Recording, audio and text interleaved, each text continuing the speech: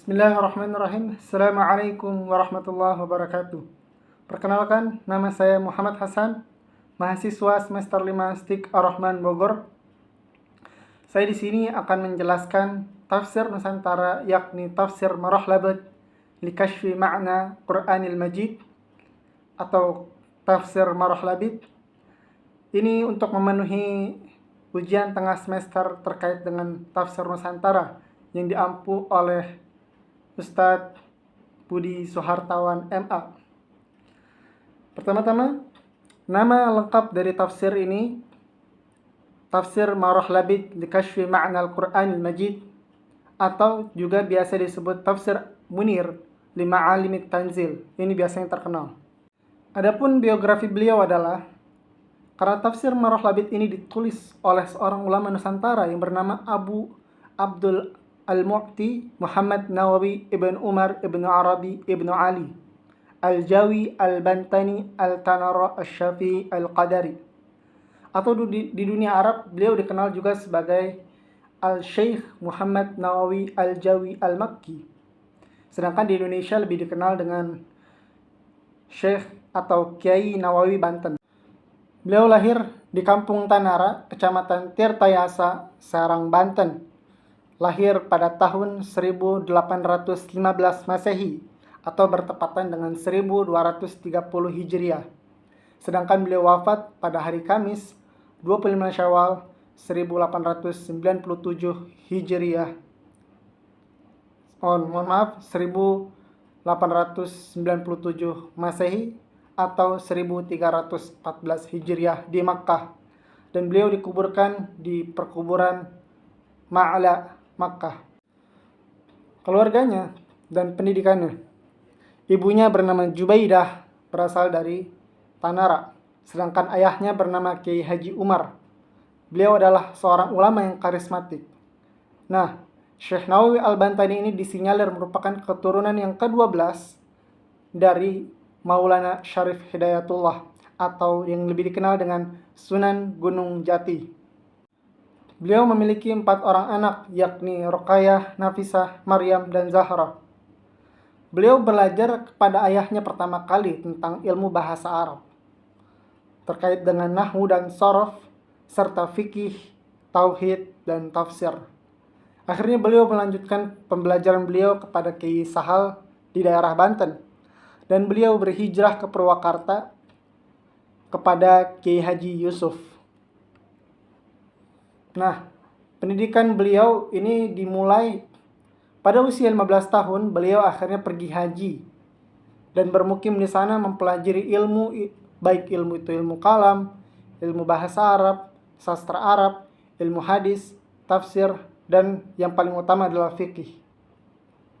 Adapun murid-murid beliau yang terkenal diantaranya adalah Kiai Haji Hashim Asy'ari, Kiai Haji Khalil, atau yang lebih dikenal dengan Kiai Haji Khalil Bangkalan, Madura. Lalu selanjutnya ada Kiai Haji Ahmad Dahlan, dan yang terakhir adalah Kiai Haji Tubagus Bakri. Adapun latar belakang daripada penulisan tafsir Marah-Labid li Kashfi Ma'na Al-Qur'anil Majid, beliau diminta oleh teman dekatnya untuk menulis tafsir sebagai kebutuhan daripada masyarakat pada saat itu. Tetapi beliau merenungi suatu hadis, man qala fil Qur'an biru'yihi fa asaba faqad akhta. Barang siapa yang membicarakan Al-Qur'an dengan pendapatnya sendiri, kendati ia benar, namun sesungguhnya ia keliru. Namun setelah beliau berpikir panjang, akhirnya beliau mengabulkan permintaan temannya tersebut, dengan alasan beliau mengikuti tradisi ulama terdahulu, karena setiap zaman membutuhkan pembaharuan dalam ilmu, serta tidak menambahkan apapun kepadanya. Maka lahirlah tafsir yang diberi nama Marah-Labid li Kashfi Ma'na Qur'anil Majid.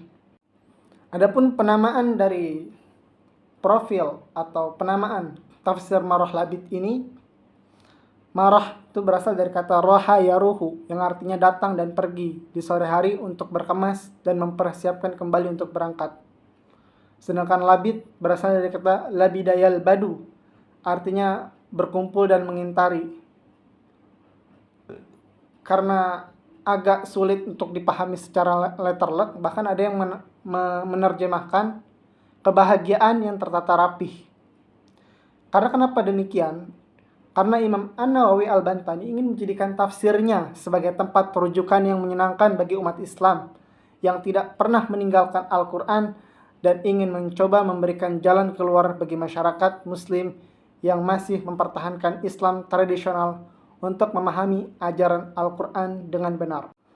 Para peneliti mengacu pada rujukan tafsir Marah Labid yang ditemukan ada beberapa, yakni diantaranya tafsir Futuhatul Ilahiyah atau syarah tafsir Jalalain, tafsir Mafatihul Ghaib, As-Sirajul Munir, Tanwirul Mikbas atau tafsir Ibnu Abbas, dan tafsir Ibnu Mas'ud.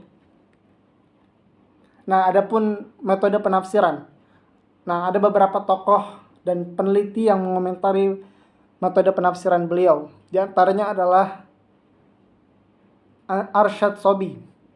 Dan ini yang lebih masyhur. Beliau mengatakan bahwasanya metode yang dipakai adalah metode tahlili atau analisis. Nah, tafsir Marah Labid ini menggunakan tartib mushafi, yaitu sesuai dengan urutan mushaf. Sedangkan Ansari Bahar menganggap metode yang digunakan adalah ijmali atau global. Hal ini karena Syekh Nawawi berusaha menafsirkan seringkas mungkin, tetapi masih mencakup banyak hal, menggabungkan pendapat-pendapat dalam bahasan yang ringkas. Adapun bentuk penafsiran, Marah Labid adalah tafsir yang menggunakan perpaduan antara tafsir bil ma'sur. Ini dominan, yakni berdasarkan wahyu, dan sedikit tafsir bil ra'yi. Tidak banyak. Dan di dalam banyak tempat, Imam Nawawi sering menafsirkan suatu ayat dengan ayat lain. Ketika menafsirkan kata al-hijarah dalam Quran surat Al-Baqarah ayat 24 dengan sesembahan orang kafir, seperti dalam Quran surat Al-Anbiya ayat 98. Jadi bentuk tafsir seperti ini. Allati waquduhan nas ay khatabahal kuffar wal hijarah ay ma'budatu lahum. Qala ta'ala innakum wa ma ta'buduna min dunillahi hasabu jahannam a'addat ay hayat tilkan nar lil kafirin. Jadi memang tafsir beliau ini menggunakan bahasa Arab sebagaimana bahasa induk Al-Quran atau bahasa pengantar Al-Quran. Dan ini merupakan bahasa internasional. Beliau menggunakan bahasa Arab sebagai bahasa dalam tafsirnya. Adapun tafsiran lainnya seperti tafsir ada dalam tafsir birra'inya, beliau berijtihad memahami Quran dilandaskan kepada perangkat-perangkat ilmiah dan syar'iyah yang dikenal dalam surut Al-Mufassir. Dan corak penafsiran Imam Nawawi Al-Bantani itu dipengaruhi oleh keluasan ilmunya yang meliputi berbagai bidang ilmu agama Islam. Hal ini terlihat dari banyaknya karya yang beliau hasilkan, yaitu setidaknya ada 5 bidang ilmu ya, termasuk ilmu ulum Al-Quran, ilmu bahasa, termasuk nahwu sharaf, ilmu balaghah, ilmu usul fiqh, ilmu kalam atau teologi, dan tasawuf. Nah, bidang ilmu ulum Quran ini seperti i'jaz Al-Quran, muhkam dan mutasyabih, tartib ayat waswar, ilmu munasabat, dan asbabun nuzul. Sedangkan dalam coraknya ini lebih ke corak fikih. Dan beliau Imam Nawawi Al-Bantani memiliki cenderungan Syafi'iyah dan beliau memang bermazhab Syafi'i. Nah, dalam bidang teologi Imam Nawawi Al-Bantani menganut paham Ahlus Sunnah wal Jamaah yang afiliasinya kepada Asy'ariyah dan tarekat Qadiriyah Naqsabandiyah. Nah, dari tarekat inilah beberapa aspek-aspek tasawuf dimasukkan ke dalam tafsirnya. Seperti dalam Quran surat Al-A'raf ayat 205 yang berisi tentang zikir. Sejalan dengan tarekat Qadariyah yang banyak menganjurkan zikir. Kesan saya mempelajari tafsir Marah Labid ini sangat bagus dan sangat baik sekali untuk bangsa Indonesia ya. Bahkan bisa dimasukkan ke dalam kekayaan intelektual daripada ulama-ulama Nusantara. Karena kita bisa bayangkan menggunakan bahasa Arab sebagai bahasa induk Al-Quran, bukan menggunakan bahasa Indonesia. Dan beliau berasal dari Serang, Banten, dari Jawa bagian paling barat. Dan tentu dengan keluasan ilmu balaghah, ilmu tasawuf, ilmu ulumul Quran, ini adalah suatu kekayaan intelektual yang harus dijaga khususnya dan harus dipelajari oleh orang-orang Indonesia yang khususnya berafiliasi kepada mazhab Syafi'i, apalagi bagi para pelajar yang memiliki aspek afiliasi kepada tarekat Qadiriyah Naqsabandiyah. Syukran, kurang lebihnya saya mohon maaf. Wassalamualaikum warahmatullahi wabarakatuh.